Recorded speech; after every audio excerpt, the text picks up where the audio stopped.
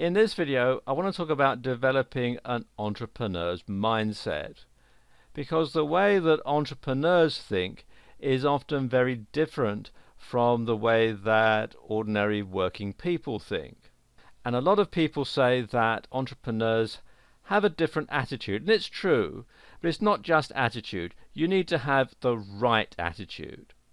So let's take a look at some of these character traits that many entrepreneurs share. Well, one character trait that many entrepreneurs share is curiosity. They're curious about the world around them. They like to look at things. They like to see how things could be done differently. And they tend to be very curious people. They tend to have a wide range of interests. The next character trait is decisiveness. They're not afraid of making decisions. They'll weigh up the pros and cons, and then they'll go in and they'll make the decision and they'll stand by it, right or wrong. They don't shilly-shally and think, shall I, shan't I, do I, don't I. No, they'll make the decision and then they'll stick by it. Another entrepreneurial trait is fearlessness. Sometimes they have to make a real leap of faith, but once they've decided, they'll do it. Like the title of the book says, they'll feel the fear but do it anyway. And that is another character trait that many entrepreneurs share. Then there's risk taking. Most entrepreneurs are not afraid to take a risk, and they enjoy the adrenaline buzz of taking a risk. Lots of entrepreneurs play poker for high stakes because that's the thing that they enjoy. That's what makes them want to get up in the morning, is the fact that they can take a risk, that they can take a gamble, and if they've calculated the risk properly, then it'll come off. If they haven't, if it goes wrong, well, they're prepared to take the consequences as well. And that's something that a lot of people who are used to having a steady job with a guaranteed income find very difficult when it comes to becoming a business owner or becoming an entrepreneur. Then they tend to be imperfectionists. They don't wait until everything is absolutely perfect before launching a new business or launching a new product, because they know that once the time is right, then you've got to get it out to the market or somebody else is going to beat you to it. So they don't wait until everything is absolutely perfect. As soon as something is good enough, then they will get it out to the market and they will then move on to the next product or on to the next business. And finally, they work with ruthless efficiency. There's no room for sentiment in business as far as they're concerned. Their main objective is a healthy bottom line, and if that means that they can get something done cheaper or better somewhere else, then that's what they're going to do. And that is another characteristic that makes entrepreneurs, well, it makes some entrepreneurs rather unpopular, but it does make them very popular with shareholders and people like that. Another entrepreneurial character trait is perseverance. And as it says here from dictionary.com, perseverance is a steady persistence in a course of action, a purpose, a state, and so on, especially in spite of difficulties, obstacles, or discouragement. And this is something else. Entrepreneurs don't give up. They carry on. They carry on until they meet their objective, and that is something else that sets them apart from ordinary working people. And another entrepreneurial trait, and this is why they're so curious, is they know that anything can be made into a business. You can take anything and you can turn it around into a business to make money, and that is something else that sets entrepreneurs apart from ordinary working people. Let me give you a few examples of people who've done this. And the first example here is Mark Zuckerberg. And Mark Zuckerberg started Facebook while he was still a student. In fact, he started Facebook as a way of rating girls. He'd have pictures of different girls and people would be invited to rate them on a scale of 1 to 10. But of course he didn't have very many pictures of girls, or so the story goes anyway. So he hacked into some of the computers at Harvard University in order to get hold of these pictures so that he could have them on his website. And he got into serious trouble because of it, although the charges were later dropped. And he turned it into a full-time business, and now it's worth mega money. And of course, you can find Mr. Zuckerberg's website here at facebook.com. Let me show you another example. The second example is Carol Middleton. And she runs a business called Party Pieces, which makes party bags for children. They do other things as well now, but they started out making party bags for children. She's got 3 children, and when they were small, she was giving a party, and she found it very hard to track down all the party favors and all the other things that you have for kids at kids' parties.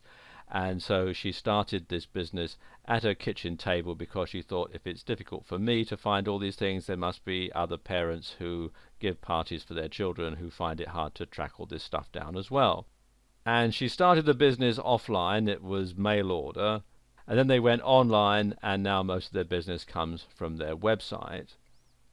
And the business made so much money that her husband was able to quit his job and join the business full time. And this is the Middleton's website, partypieces.co.uk, and it's a fairly ordinary shopping cart type of website. Because it's a privately held business, nobody really knows what the turnover is, but it's estimated to be a good 7 figures every year. And I'm sure there are lots of other sites on the internet that turn over a similar amount of money and are run by people that you never hear of because they stay pretty much under the radar. In fact, I'm sure the Middletons would have stayed very much under the radar were it not for the fact that their eldest daughter, Catherine, known as Kate, married Prince William of the United Kingdom. One more example to show you.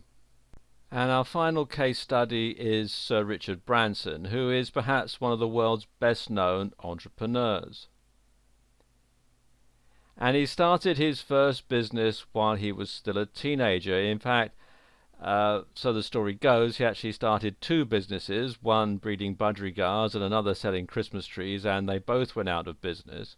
And he started his 3rd business, which was a magazine, while he was still at school, while he was still at high school. And now his Virgin Group has more than 400 different companies worldwide. And they operate in all sorts of different industries, music, airlines, finance, and a whole lot more. And you can see here on the Wikipedia page for the Virgin Group, it lists all the different companies that they've had over the years and all the different subsidiaries here, and so on. And another character trait of most entrepreneurs, something that most entrepreneurs know, is that you have to work smarter, not harder. And they also know that pay is not the result of work. You know, most people who have a job, they work out how much they should be paid, so much an hour, so much a day, so much a week, and it all adds up to a certain amount every year. Well, entrepreneurs don't look at it that way. They know that pay is not the result of work, that the amount of money that they make is the result of the decisions that they make. And the amount of time that it takes to do that is completely irrelevant. It's what the decision is and how things work out. And this is another thing that is very difficult for most people to grasp, because for a long time, people are told you have to work at a job and you get paid for the result of the time that you put in.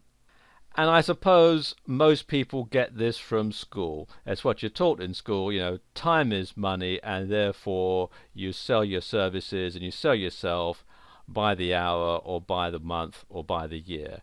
And so there is this correlation between time and money. But most entrepreneurs don't think that way at all, and that's what sets them apart. Another thing that entrepreneurs know is that you don't try and do everything yourself. Think about it. Richard Branson's got 400 companies employing goodness knows how many people. He couldn't possibly do every single job himself. But of course, when you are someone who works at a job, perhaps it's not a management job, perhaps it's just an ordinary working type job, then you try and do everything yourself because that's what you've been paid to do. So, of course, entrepreneurs know that they have to outsource, and this can either be to other people, or it can be to other companies. And people outsource things all the time. You've outsourced stuff. Every time you put a stamp on a letter and put it in the mail, you're outsourcing the delivery of that letter to the post office for the price of a stamp. So the other thing they try and do is hire employees to work in the business and hire executives to run your business for you. That's something else that's very important when you're an entrepreneur, because you can't do everything, you can't know everything. So you have to hire people who know how to do what you don't.